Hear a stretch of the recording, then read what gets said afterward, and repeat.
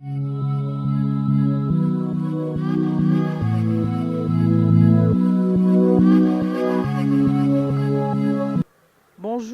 bonsoir à nos très chers internautes de Congo Suisse Télévision. Ça dépend de l'heure à laquelle vous êtes en train de suivre cette émission.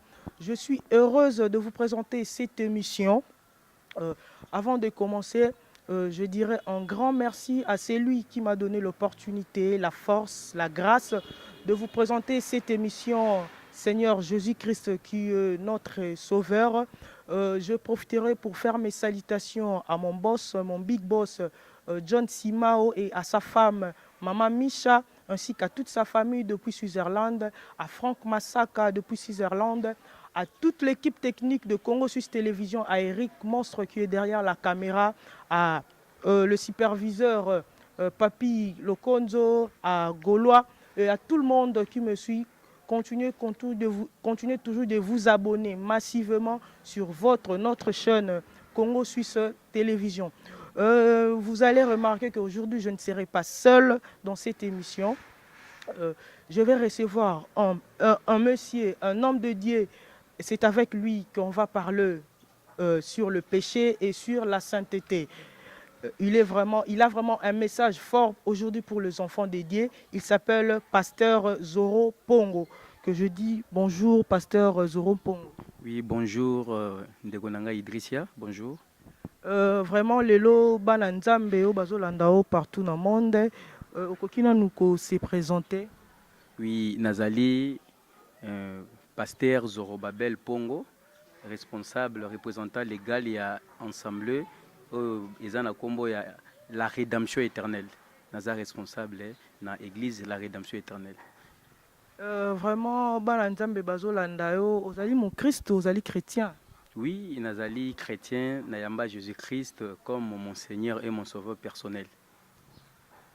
Première question nanga par rapport à l'émission Nabiso, na ndenge nini okutana na Yesu wana, ndenge nini okoma chrétien, na nzela nini oyo okutana na Yesu.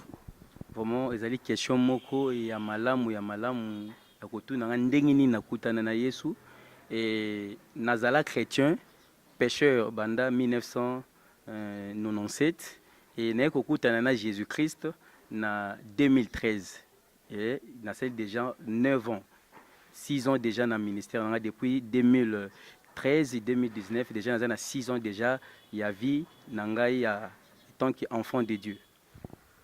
Vraiment question na biso ya mibale ekozala lelo yo okutana na Yesu, changement nini o esalama ntango ozalaki nanu okutanaki nanu na Yesu te na lelo ndenge okoma mon Christ? Oui, ils ont un changement moya makasi parce que avant nazalaki pe ko penser que nazali chrétien, nazapé enfant de Dieu, nazapé fils de Dieu, mais nazalaki pécheur. Mais en 2013, tant on a koutani na évangéliste oyo a présenté un message de grâce, la bonne nouvelle de la grâce, tant on a présenté yango vraiment nazalaki étonné. Nzoka déjà Jésus-Christ ayaka dia na mokili pona ko racheter na masumu. Bata wana nyonso tunaki ko comprendre na banena ngo salela Jésus-Christ ndo salela Satan parce que muto nyonso toza musumu kazali mwana ya Satan. Et à partir de ce moment ndé na longwa musumu ki na koma musantu pe na koma ka vrai chrétien. Vraiment c'est ça. Donc ceux qui na Rolanda na bokebi nyonso ndenge ozabe ozali sans péché. Déjà Jésus-Christ a rendu sans péché depuis à sopa makilani na croix, mais nazaki sous-informé. Mais le jour que nous avons connaissance et la vérité que Jésus-Christ en vertu d'une seule offrande nous sommes sanctifiés une fois pour tout. Depuis jour wana culpabilité elle sous mukati ngé longwaki et ndeza naza sans péché, je suis parfait, juste et saint. Ah vraiment.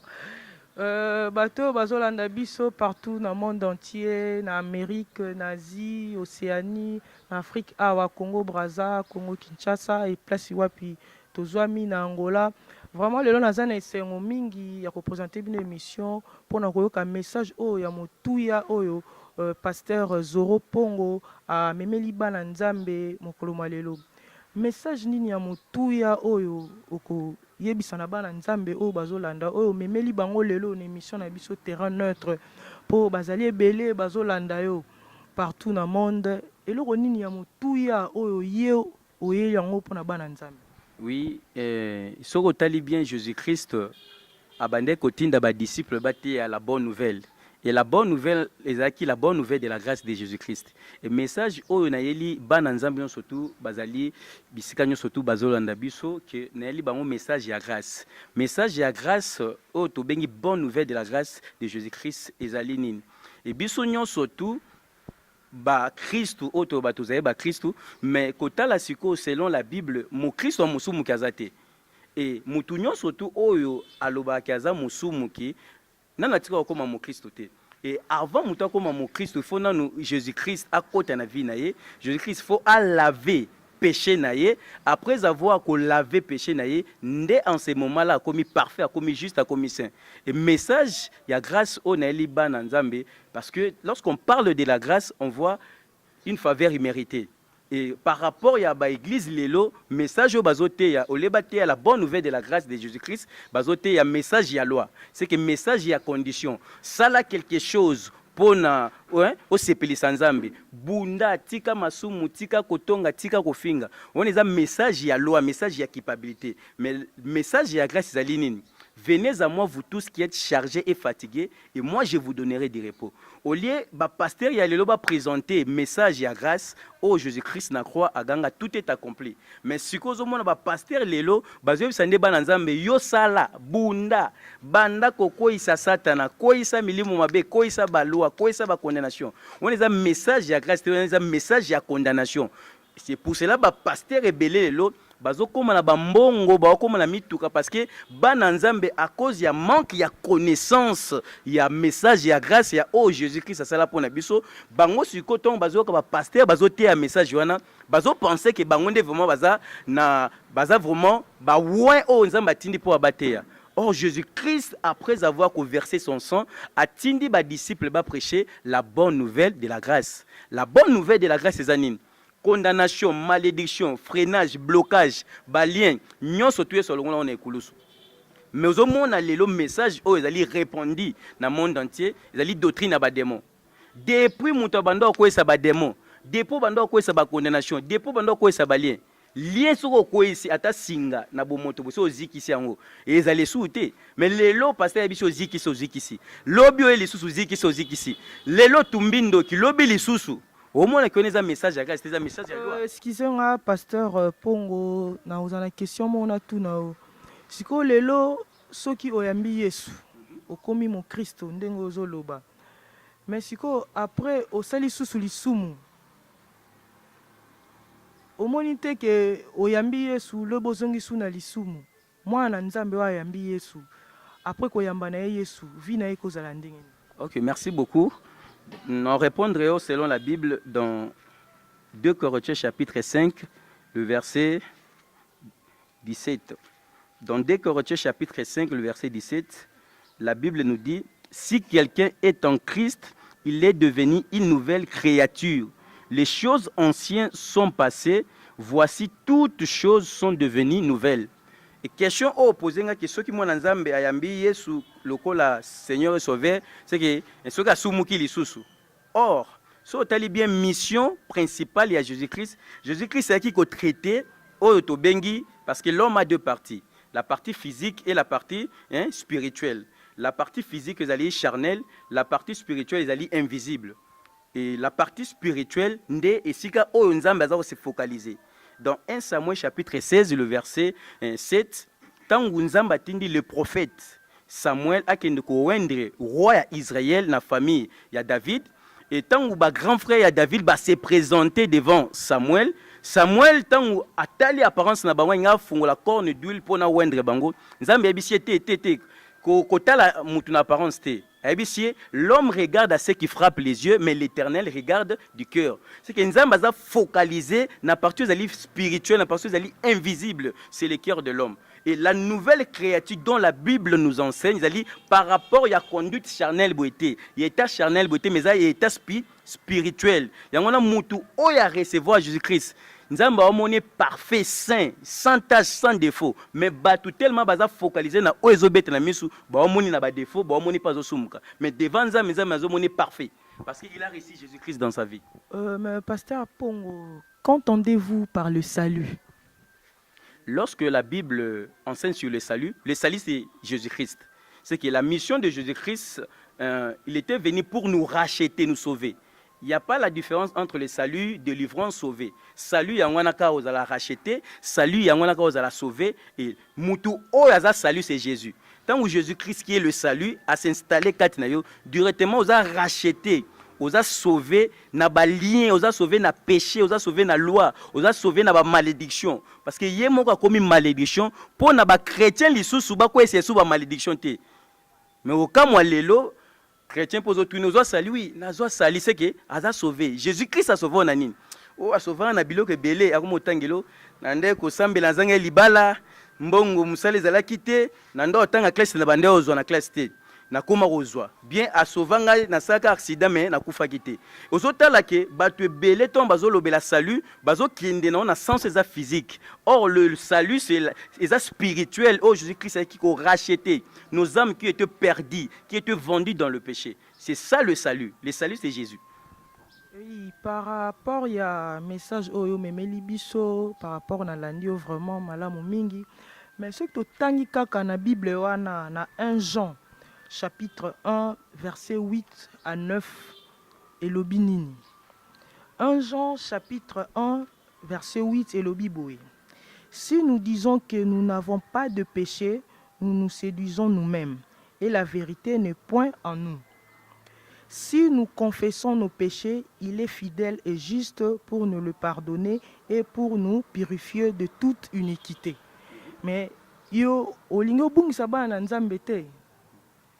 Teza obungisa bana nzambe te ndeko nanga Idrisia. Ezali problème ya ignorance o bana nzambe bazanango. Le verset oyo pesi eza verset mo très capital. Oh le lezo déranger na soit disant ba pasteur a minene et pesa nga pasi ozomona pasteur mukolo munene surtout pasteur mona yebi ya pembe boya na été soit za rappel so ndene habité atinda rappel bana nzambe chercher la paix la sanctification o lukelango wapi yo descendant d'ado za péché o luka paix sanctification wapi pe tuna ye pasteur ango soki déjà azwa paix na sanctification ango au moins na touche tisuka osani a luka sanctification. Par là, on comprend que sanctification, sanctification, il y a un zambete mais il y a moko. 1 Jean chapitre 1 verset 8 à 9 au Pessingaï, ndekonanga Idrisia, na solo là on a ba pasteur ba nzambeti lelo. Et pesanga passe. Dans ces versets, la Bible nous dit si nous disons que nous n'avons pas de péché, nous nous séduisons nous-mêmes et la vérité n'est point en nous. Ici, la Bible est que si nous disons que nous ne pratiquons pas le péché, Bible lobeli péché à ko pratiquer te. N'avons pas le péché. Nanyangwa ko loba azana lisumuti. Descendant d'Adam nyonso tout. Asala adultère, asala adultère, ayiba yiba te, akosa kosa te. En lui il y a déjà le péché. Le péché dont la Bible nous enseigne ici, c'est le péché adamique. Péché oyo mutu akoki ko se présenter te liboso nzambe ke parce que na yibaka te yangwana nza musumu kite. Non. C'est pour cela awa nzamba zo benga batu nyonso tu oyo bako se prétendre que baza basumu kite non ke basumu karate parce que musumu ki nyonso asumu karate biso nyonso to bimi na Adam toza dia na lisumu osumu ko sumu kate nzambe déjà zo mono musumu yango awa lobi si nous disons que nous n'avons pas de péché problème ezali n'avons pas de péché batu bele ba penser la Bible zoba soki to koloba ke to sumu karate bébé abotami bazo bazana lisumu nini ya sali par rapport ya péché wana ya sémence adamique la nature pécheresse adamique ondo tozo Bible zolobala et la vérité n'est point en nous. 9 si nous confessons nos péchés il est fidèle et juste pour nous les pardonner et pour nous purifier de toute iniquité. Nani yango soki azotubela a confessa kama sumu nyonso to sala na journée ezana misusu osani o bosana. Par là, c'est que mutu monte ozanini, pardon un péché. Mais awa sikoyo la Bible nous enseigne par rapport mutu ya ko confesser état naye, ko confesser état o habité chaque jour aya kaliboso nzama sani. A confesser non, balobi ke atalisa nzambe état naye que je suis pécheur 100%. Ce n'est pas parce que na yibi, ce n'est pas parce que na tongi, ce n'est pas parce que na salibo mais à cause ya Adam, mobimba na nga nyonso naza musumuki. So confession oh ezali confession ya nature pécheresse au tozu pas ya Adam. Si nous confessons nos péchés, il est fidèle et juste pour nous les pardonner et pour nous purifier de toute iniquité. Tant que nous avons présenté Nzambe et Tanaye, parce que la mission de Jésus-Christ, selon Matthieu chapitre 1, le verset 21, Bobby, elle affantera un fils, tu lui donneras le nom de Jésus, c'est lui qui sauvera son peuple de ses péchés. Et avant Jésus-Christ a sauvé yo namasumu, il faut yo moko o la kisaye o présenter état na ok. Vraiment, on a travaillé 38 ans na piscine na Bethesda na bikité. Vraiment, on a le sali ben fort. Ya koti kamasumu na kokité. C'est en ce moment-là au confesser, c'est que au présenter Jésus nature pécheresse na yo. Et en ce moment-là, la Bible dit, il est juste et fidèle pour nous les pardonner et pour nous purifier de toute iniquité. Et donc ça, là, 2 fois, 3 fois, le sang de Jésus-Christ est purifié une fois pour toutes. Il y a une différence entre le sang de taureau et le bouc. Bato ebele lelo bakomisa makila yesu lokola makila ya ngombe na ntaba. Non, le sang de Jésus c'est le sang de l'agneau oye kosopana pona ko purifier biso mbala moko pona libela. C'est que tant va purifier directement comme parfait, comme juste, comme saint. Non à cause na yo mais à cause du sang de Jésus. C'est vraiment ça. Amen, pasteur Zoro Pongo na yebi ke boza ebele vraiment bozo la démission oyo. Na profiter na pesa mbote na batu nyonso ba accompagnaka nga tous les jours ndeti muninga na ngai Joachim Ngwala place azwami bambota trop na frère Divin Kangoudi place ozali bambote ya mingi Océan Mutambu président ya les anges adorables Chris Kala la coup direct donc baninga nyonso partout bozali na Paris na Bruxelles, na Londres, partout besoin d'émissions, États-Unis, Sacré Dashka Songo, Sikozali, Bambota trop ingénieur, bravo, na Bossani Ote et Sikozali. Donc, Bino Nyonso, on appelle si Bino Mbote, hein? Winnie Bongo, na France, hein? Na pesi Mbote à Mingi, na ebi que Bozé Belé pour na colonne d'émission. Oh, vraiment, Pasteur Zoro, Tokozonga, vraiment, na enseignement, na biso lelo. Sikoyo, tout bela rasus masumu te. Tout bela masumu. Ko confesser ba péché na biso. La Bible dit mon peuple périt faute de connaissance. 1 Jean 1 oyo 8 à 9 au péché. Bazotalisa bien, il est fidèle et juste pour nous le pardonner et pour nous purifier de toute iniquité. Mutu oyo azoya liboso nzamba otubila masumu. Ozone bolimisa masumu te parce que mutu alongwaka musumu ki na otubila masumu te. Nzamba na posa te musumu ki nyonso asumu ki ayake pa na ye atubelaka non. Nzamba na posa nde musumu ki alongwa musumu ki akoma nde juste akoma saint akoma parfait. Donc so komi parfait si lio yeso otubila masumu te. Donc so na landi na bokibi ozali juste saint et parfait. Sans tache. Ah, ya solo. Sans tache, parfait, juste. Atali sou moi mki nazala mo. Donc na mokili onde tozabo et vraiment tozape na bato bazali ba saint, ba juste et parfait ndeti o moko na kuté na lelo pasteur Zoro Pongo azote ya biso. Est-ce que vraiment ba juste baza na monde? Oui, merci pour la question. Kotala vraiment par rapport à la question aux opposés ngai so ba juste bazali et selon la Bible, nous avons des représentants. Tozali na Adam, puis tozali na Jésus. Et selon Romains chapitre 5, le verset 19, la Bible dit, car comme par la désobéissance d'un seul homme, beaucoup ont été rendus pécheurs. De même, par l'obéissance d'un seul, beaucoup seront rendus justes. Question opposée à ceux qui ba juste pe baza na mokilo tozali na ba juste par rapport ya batu oyo ba croire na Jésus-Christ ozo rendre ba pécheur juste tozali pe na bato ti lelo bazo benga ma ba pécheur par rapport ya nini Bible verset mo epesa batu bele ba pesa ka ceux qui na koluka verset wana na Bible pona pesa yango par rapport yo ebisinga ke ba juste bazali ezali na Romains chapitre 3 verset 10 et lobi boye selon qu'il est écrit il n'y a point de juste pas même un seul. Na verset 11 nango continue nul n'est intelligent nul ne cherche Dieu tous sont égarés, tous sont pervertis. Oui, merci beaucoup.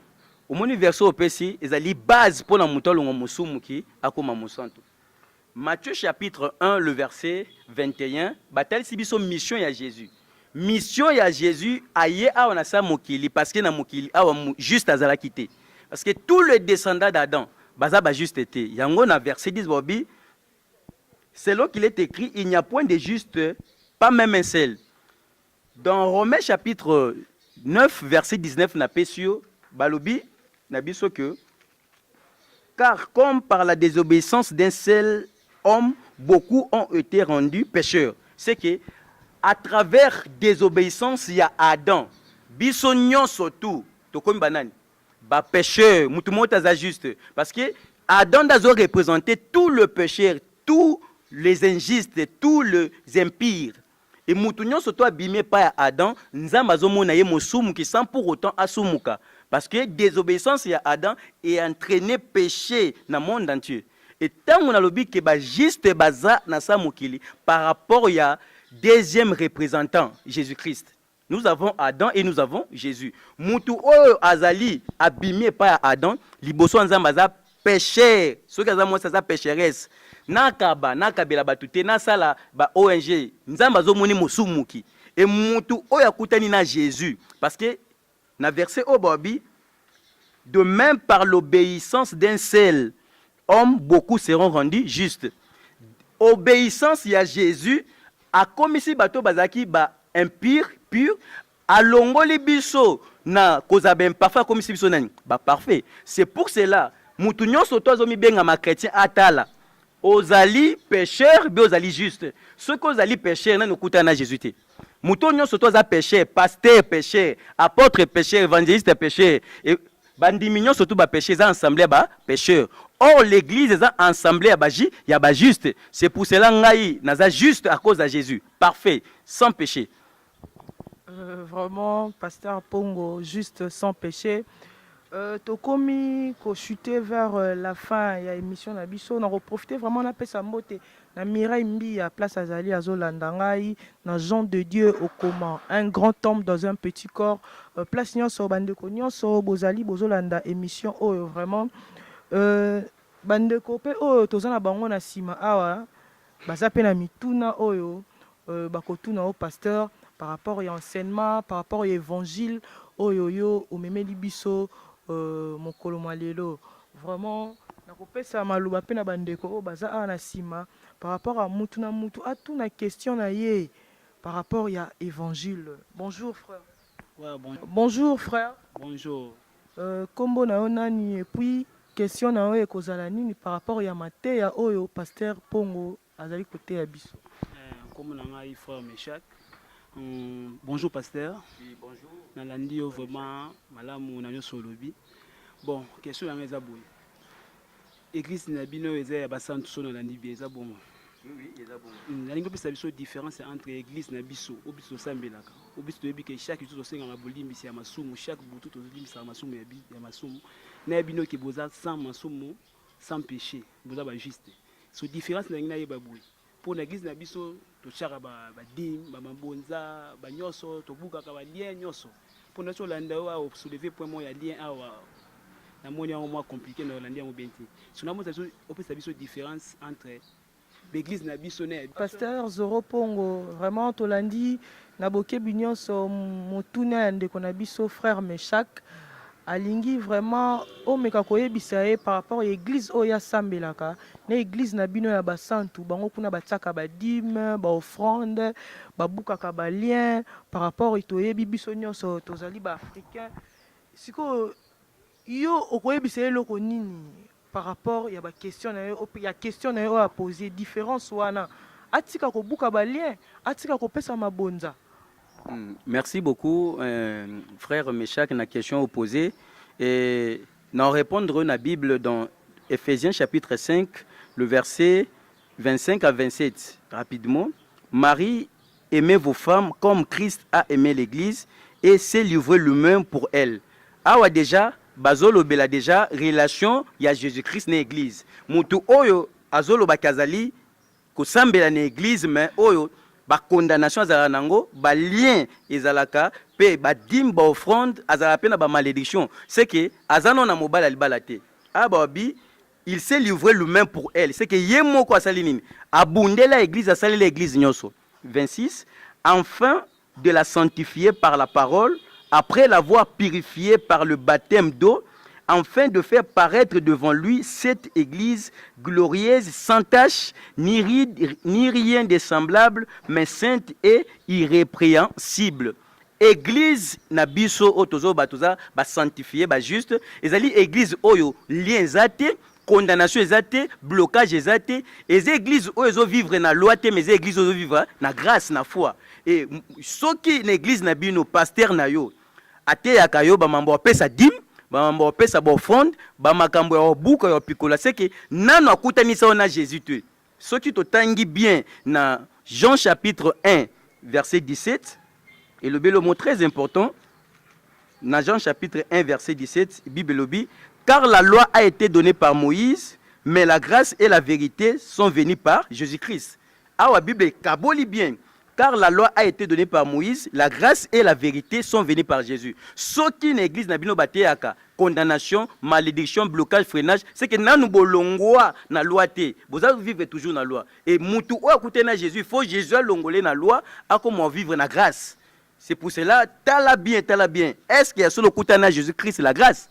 Ce que côté na Jésus, on a toujours na balien. Oza toujours na masumu, oza na masumu te. Yango na be église abonga eza be église ya rumela te, eza be église ya olongwa parce que église nzambe ezali na masumu te, eza na condamnation te, eza na balien te, eza na blocage te, eza na freinage te. Merci pasteur Zoro pour la réaction, pour la réponse na yo. Ezali na ndeko mususu azali na simakuna, azali na question ya ko poser par rapport à enseignement. Merci pour la parole.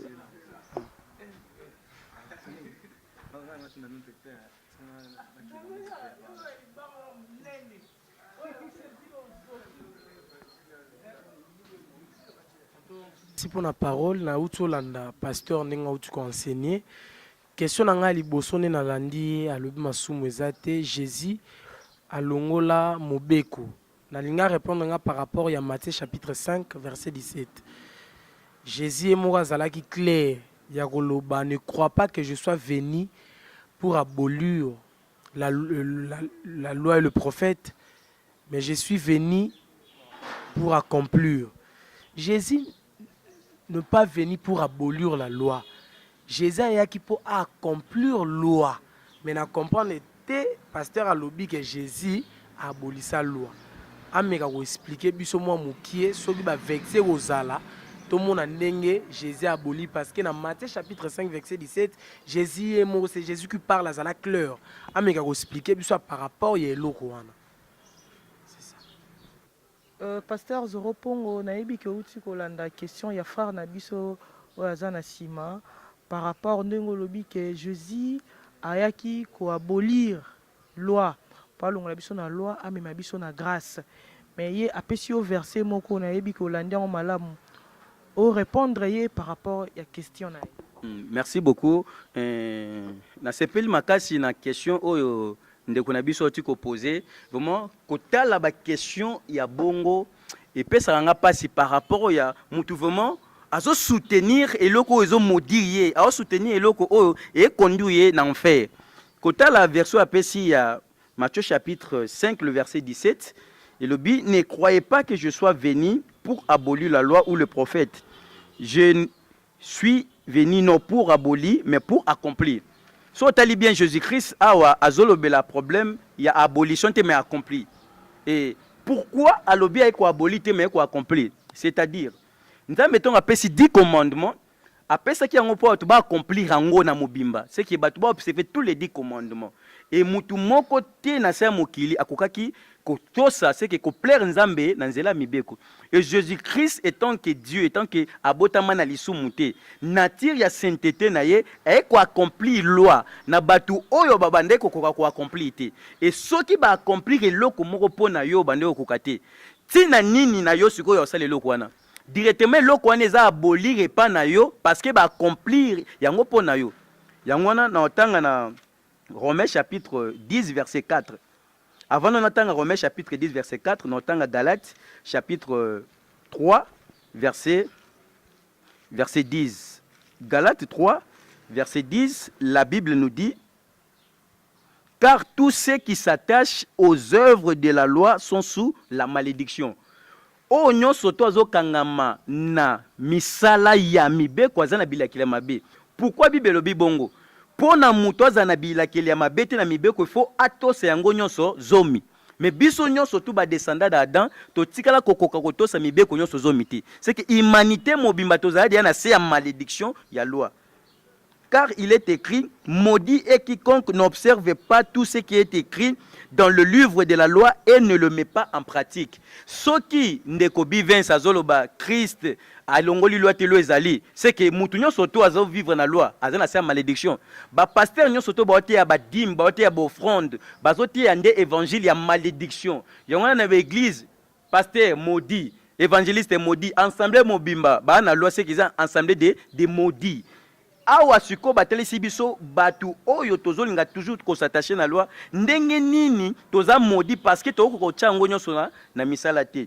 Le verset 11 le Bible et que nul ne soit justifié devant Dieu par la loi, cela est évident puisqu'il est dit le juste vivra par la foi. Na loi mutu moko te azala justifié mais na foi nde mutu obenga manini juste. Et le verset 12, Bible dit, or la loi ne procède pas de la foi, mais elle dit, celui qui mettra ces choses en pratique, il vivra par elle. Et puis ça n'a pas si, pasteur, azoye sa bandimi ba, opé sa nini, dim. Surtout les kambwa dim, et puis ça n'a pas si. Moi, pasteur avant dit, na Malachi, chapitre 3, verset 8. Bozoyi banzambe, bozoyi banzambe. Bozoyi bangana badim na bofond, talande kozoyi banzambe, bozoyi banzambe. Yangwana oza frappé na malédiction. Ye moko pasteur pas zoyi banzambe parce que aoko koto sa tous les 10 commandements. C'est que ye mono na zana on a à malédiction, ton pas zoté à loi, à transmettre pe malédiction na bandim. Pourquoi? Parce que humanité mobimba, ata loi moko tutikala okokate. Selon Jacques chapitre 2 verset 10. Et le but, car quiconque observe toute la loi mais pêche contre un seul commandement, il devient coupable de tout. Pasteur maudit, ensemble mobimba maudit, ton passé à témi azote à transmettre nini. Malédiction ya loi o ezakat na ye azo transmettre en opé na bandimi. Le verset 13, balobi, Christ nous a racheté de la malédiction de la loi. Non, quand moi ndeko Vince azope sangai, Matthieu chapitre 5 verset 17 que Christ il n'a pas aboli la loi. Awa bien babi Christ nous a racheté. Racheter cela veut dire bozalaki na loi alongoli bino. C'est que pour Nabino, le a aboli les abolités. Ils ont aboli parce qu'ils ont servi Bino sous l'éloté. Bobby Christ nous a racheté de la malédiction de la loi étant devenu malédiction pour nous. Yemoko akomaki malédiction parce que azui pour na kolongo la bateau bazan la loi, yemoko pe fois même mikumba ya bateau bazai na loi. Christ a mis malédiction à la loi pour na biso ba auto ndimele to vivre sous la loi. Non, c'est de n'importe quoi. Au monde, pasteur rebelle lelo, bazote ya loi, dim, offrande, buka pikola, enseignement, on est enseignement ya ba démons, enseignement bateau bakute na Jésus-Christ. Non, pas que ça vexe mon ko. Romains chapitre 3, Romains chapitre 10 verset 4. Romains 10 4 et lobby. Car Christ est la fin de la loi pour la justification de tous ceux qui croient. Yesu azali suka ya mobeko pona boyenge beni na bao nyonso tu bandimi. C'est que muto nyonso to akute na Jésus-Christ. Loi ezali aboli parce que Christ a accompli loi pona ye. Oh ba offrande, ba dîme, oh ba prière à combat, ba prière, ba condamnation. Ezali soute parce que Christ yemo amemi malédiction, amemi condamnation, amemi péché kat na yepe akene ekulusu abomi yango. Muto nyonso to andimeli akomi libéré. Merci, pasteur Zoro Pongo. On a éclaircir sur verset wana. Frère Pazalia, a une question à poser par rapport à un message au Memeli Bissolo. Merci beaucoup pour la parole. Bonjour, pasteur. Comme vous l'avez frère Nathan, naza ba question belia pozo maintenant pozo ramoko.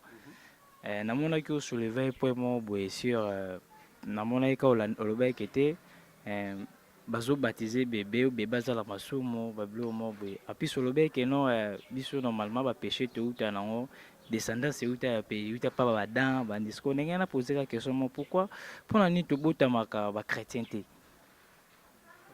mpona nini tobotama bachrétien te? Question na ngai yayelo na yebaka yango wana. Merci. Oui, merci. La question na yo ndeko poser pour nini tobotama bachrétien te?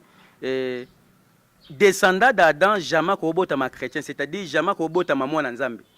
Beaucoup de gens bakanisaka ceux qui comme au l'église ndeko komi chrétien soit komi mwana nzambe. Non. Il y a liboso parce que sur tali na acte des apôtres ba disciples bando benga bano ba disciples bazeno ba chrétien te.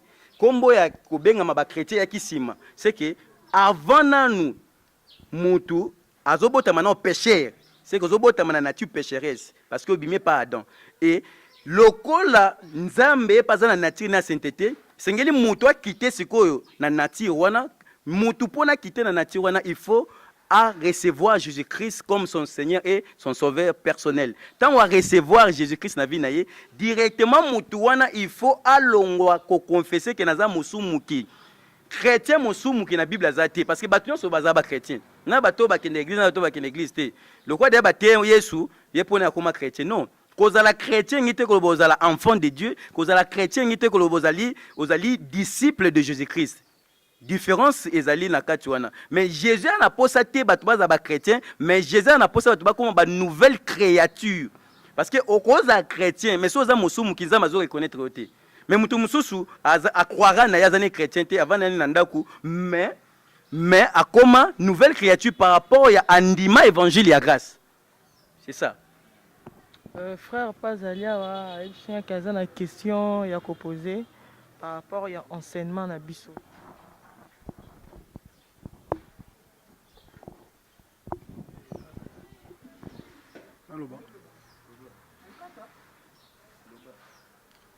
Ouais, bonjour frère, nga komona frère Bruno, naza frère église sanctuaire héritier de promesse.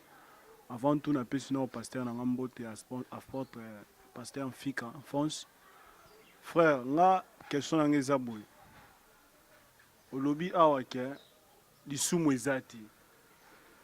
Mais soki na bimi awa na nzela na yibi eloko mutu na violer mwasi na sali boy na fingi na donc bakanga bamemi ngai mosusu na prison bakondamne nga baloba boye mpo eza lisumu oyo biso nyonso toyebi yango wana soki nga aza mposa odemontre nga koma soki moto ayibi eza lisumu te kofinga eza lisumu te kotonga eza lisumu te mpo wana deja eyebana depuis ku mokili ke eza lisumu question na nga wana. Pasteur, pour ma réponse par rapport à la question à faire Nabiso Bruno. Oui, merci beaucoup, Ndeko Bruno. Soy totali na Isaïe 55, le verset 8. Et la Bible nous dit quelque chose dans Isaïe 55, verset 8. Par rapport à la question posée, vraiment, na CP na Makasi. Et l'obi, car mes pensées ne sont pas vos pensées et mes voix ne sont pas vos voix, dit l'Éternel. Ici, la Bible nous dit que nos pensées, ce n'est pas ses pensées. Et nos voix, ce n'est pas ses voix. Par rapport à Nini. Oh yo yo zomo na péché, zalité on zama zomo na nini péché. Surtout que plus loin, dans Matthieu chapitre 5, le verset 27 à 28. Matthieu 5, 27 à 28. Et le biologisme très important. Vous avez appris qu'il a été dit, tu ne commettras point d'adultère. Batunyo surtout tellement baebi que adultère za mabe ba boy ko commettre adultère. So awana 28 mais moi je vous dis quiconque regarde une femme pour la convoiter a déjà commis un adultère avec elle dans son cœur. Mutu alingi pona yeba lisumu il faut ça nini hein amoni ke mutu oti na hotel i asumuki mais oyo zo sama na mutema na yo mutu azoyeba ka nani Nzambe. C'est pour cela lisumu selon Nzambe na lisumu selon batuza des lisumu différents. Aujourd'hui, les soum on Nzamazomon les ali refus à œuvre de la croix. Muto nyonso to boko ndimaki yeso lwa masum na mokili yena osa les soum. Mais na Bible ezali. Oui, na Bible ezali. Muto nyonso tout azoboya kondima œuvre de la croix yena zosa la péché. C'est que muto azoboya témoignage ya Saint-Esprit. Oyo ba apôtre bazolo bake yeso longola masum na mokili masum ezali mais muto yemo acheke te masum ezali. Totangango. Hébreux chapitre 10, verset 26. Hébreux 10, 26.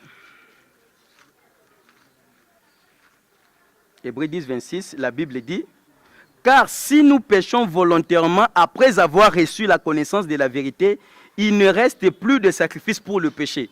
C'est-à-dire quoi? Après avoir prêché la bonne nouvelle de la grâce, l'évangile de la grâce de Jésus, que Yesu ye abotama mosantu a commis lisumu pona apesa biso bosantu na ye mutu o aboko ndima sainteté ya Jésus ye azo péché wana atra olongwa péché te non que parce que ayibaki non que parce que salaki ekobo non que parce que akosaki mais péché o balobi ezali refus à message ya grâce, refus incrédulité déjà o nzamba zo condamner za péché. Yangwana nazoka mwandeko Bruno aza posa na la kiseki ya solo lisumu elongwa.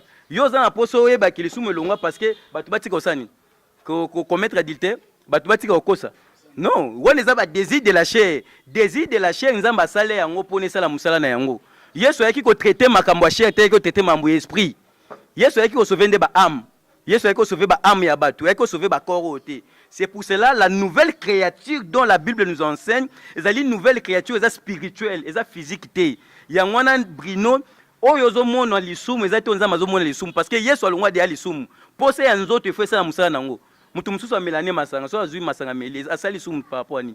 Mutu azo vivre ndé na loi azo ba péché parce que dans Romains chapitre 3 verset 20, la Bible dit c'est par la loi que vient la connaissance du péché. Loi ne commis ça désir ya cher péché. Mais lorsque tu vis dans la grâce, péché est athée.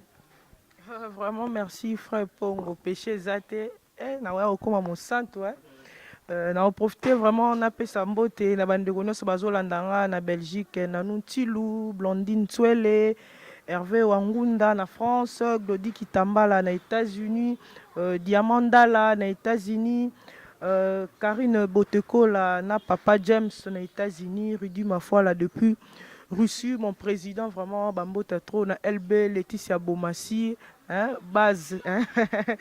Vraiment na Yann Zambé mon vieux, apesho Bambote siko zwali mingi trop vraiment question en souka par rapport à faire na biso na simakuna motuna na yo ekozala nini frère?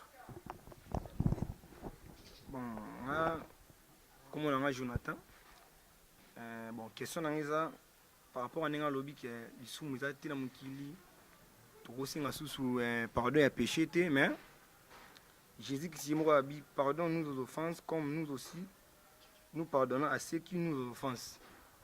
Habiter à répondre à côté on a Jésus qui dit moko à cinq bon, mais hier habit que non, les sous mes actes habit que non Jésus qui s'allume sur ma somme na biso. Donc question dans les ce qui na Rolanda frère Jojo Malamu ezali par rapport il y a notre peur. Dengue Jésus à Loba pardonne-nous nos offenses comme nous pardonnons aussi à ceux qui nous ont offensés. Vraiment moi éclaircissement sur question il y a frère Jojo. Merci pour la question. Et bien le EP sanga passer ndeko Idrissa bato belé ba pensaka ke nzamba koma muninga na bango hein okyo sali makamuno ye senge pardon eseze makamuno ye senge pardon esika moko te na Bible nzamba yebisa musumu kiso osumu kiyaka senga pardon ezate esika moko te problème ya Matthieu chapitre 6 verset 12 oyo ya prière à notre Père et zali enseignement très profond oyo les senga vraiment ba séminaire ba conférence bili pour mutu azwa compréhension spirituelle nango. Verset 12 obi, pardonne-nous nos offenses comme nous pardonnons aussi à ceux qui nous ont offensés. C'est-à-dire quoi? Le problème avant moutoise pardon et péché, ni nyango et faisait à liboso. Le cas moussarangai et pesanga pas si mawa. Ce qui me soutient qui est une église mo bien azoleka. Ozomona l'église bazo singa pardon et péché. Basingi pardon à péché après malamoko to senga makila non eza biblique te et si ka moko te na Bible nzamba ebisi musumu ki so osumuki yaka senga pardon esika moko te awa enseignement o ezaki uniquement pona ba 12 apôtres ezalaki te ke ba apôtres ba priaka ba senga bolimisa masumu parce que ce qui to keyi na Hébreux chapitre 9 verset 22 Hébreux 9 22 Hébreux 9, 22, Bible lobby. Et presque tout d'après la loi est purifié avec du sang. Et sans effusion du sang, il n'y a pas de pardon. C'est que pardon, il y a péché, oyo, Jésus a dit, c'est apôtre, Zakinde, bos prier na kende ko kufa na ekulusu na sopa makila pour besoin nini. Pardon, il y a péché. Parce que sans effusion du sang, il n'y a pas le pardon. Mais au monde chrétien, n'habite bon. Païen chrétien. Avant, abanda kosambela, asengi na nini? Bolimbisa masu, ya masumu, après osenga, makile sa nini purifié. Mais awa balobi, sans effusion du sang, il n'y a pas le pardon. C'est que Nzambe pona pesa mutu pardon, azana posa mutu lobate mais effusion c'est ça nini et salama. Effusion du sang des eaux accordé pardon na musumuki. C'est que mutu oyo azali boso Nzambe ko senga pardon un péché sans pour autant effusion ya sang ezala. Vraiment ozo pardon un péché te. Ya ngwana batwe beleti lelo baza basumuki malgré chaque jour bayaka kosenga pardon un péché, bayaka kosenga pardon un péché. Pourquoi bazolongo basumu kité? Parce que bazondima œuvre de la croix té. Bazondima makila oyo sosopa na ekulusu té, oyo rendrait biso ba parfait, ba saint, ba juste. Si lelo ba tebele bazo comprendre ngoté. Et pour na ko répondre sous na Matthieu chapitre 26 verset 28. Pasteur Pongo preuve à l'appui. Donc l'écriture mtezoloba. Matthieu chapitre 26 verset 28. Matthieu 26, 28, et l'obi. Car ceci est mon sang, le sang de l'alliance qui est répandu pour plusieurs, pour la rémission de péchés. C'est que prière, il y a notre Père, pardonne-nous nos offenses, c'est que le sang de l'alliance n'est pas si moutonyon sur toi ndemeli yango pardon ya masumu. Yo déjà makile sopana et peso pardon masumu. Pardon masumu nini ko eli susu kende oluka liboso nzambe. C'est que avant zo luka pardon, il faut même nzambe nini mbeka. Nzambe aboya bambeka nyonso tu ya bantaba ya bangombe andimaka mbeka moko nani ya Yesu. Mutu oya ndimi mbeka moko ya Yesu akomi mosantu. Pourquoi batuti lelo baza basumuki? Parce que baboya kondima mbeka ya makila ya Yesu. Vraiment merci frère Pongo Tolanio, vraiment na bokebi nyonso par rapport à enseignement na biso ya lelo na opesa ba mbote mingi vraiment na bandame Nicole Opongo, moi si ya papa David depuis France, Christelle Timba, Natacha Mambengia, la présidente de Kichoko Fondation. Donc na bino nyonso besoin qui vraiment tant na bino na kolanda émission au terrain neutre. Mais frère Azaina nalina tuna par rapport ya question monde ko ute ko tuna soki na yibi soki na salibwe parce que nga na comprendre na mona comme si le pasteur a otinda batu basala masumu tondengeni parce que Bible dans Romains chapitre 6 le verset 13 Bible ne livrez pas vos membres au péché comme des instruments d'iniquité. Bible yango mo repekisi to livrer ba membre na biso pasteur ameka ko expliquer biso parce que tant alobaki eza ba désir ya nzoto fe bima misu basala ngo fe tala donc na ke na ko zo basine na lingi na bima na ngana bango to ndengeni. Pasteur Pongo na moni ke question au frère Bruno a posé kio de te répondre ki yango bien te yango ezongi lisusu frère Bivens a posé yango. Ouais na sepeli par rapport à l'intervention sous ya Ndeko Bivens, par rapport à la question au frère Bruno à Posaki, et Moutunion surtout au endémili Jésus-Christ comme son Seigneur et son Sauveur personnel, ceux qui a yibi elo kwa mutu, ceux qui bakangi ba parents, il y a moi si ne bakangi na adultère, ba okende ko funda ye na prison of Sibir nini peine. Mais liboso nzambe za lisumute. Parce que Nzambe déjà longola lisumu. Ceux qui yibi mbongo mutu bakangio, yibi elo wa mutu bakangio, kolobate na yibi yango parce que so longola masumu. Il y a le péché entre l'homme et le péché entre Dieu et l'homme. Liboso ya mutu face na Nzambe za mazomona mutu su na masumu te parce que Jésus-Christ akota katine. Mais entre les uns et les autres so yibi elo konangai na okofunda yo na l'état okanga yo.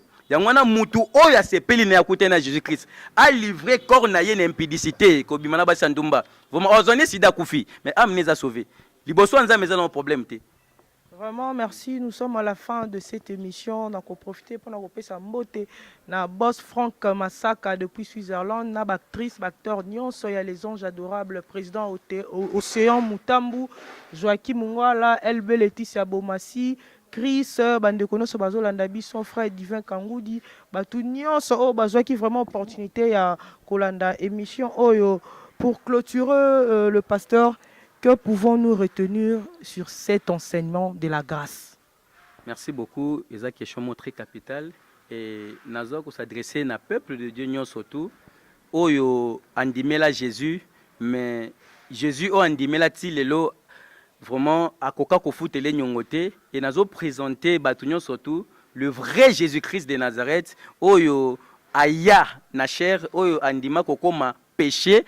Pour na biso tokoma basantu yangwana mutu nyonso tu oyo ayoki ngai alandi ngai vraiment soki parole oyo ezwi place na mutema na yo vraiment sache-le bien que salut déjà s'est installé. Frère, Europé ça peut numéro na yo ya téléphone pour na bandeko nyonso bazolanda au monde entier et puis ndenge nini bakoki kosala po bazwa basola na yo par rapport à enseignement na yebi ko toucher mitema ya ba frère na ba sœur rebelle o balandi yo monde entier. Oui, merci beaucoup. Moutounion surtout à la poste à Kozwangai plus 243 89 96 95 98 8 plus 243 89 96 95 98 8. Ce qui bobengi vraiment to soana bino na profondeur pe mutu o yaza na poste to partager kanaye évangile ya grâce à Jésus-Christ évangile o ezolongo la condamnation ezolongo la masumu ezolongo la balien ce qui vraiment benga to kota na profondeur parce que talaka koleka boye minute eza muke mais na kobenga boto kota vraiment na profondeur.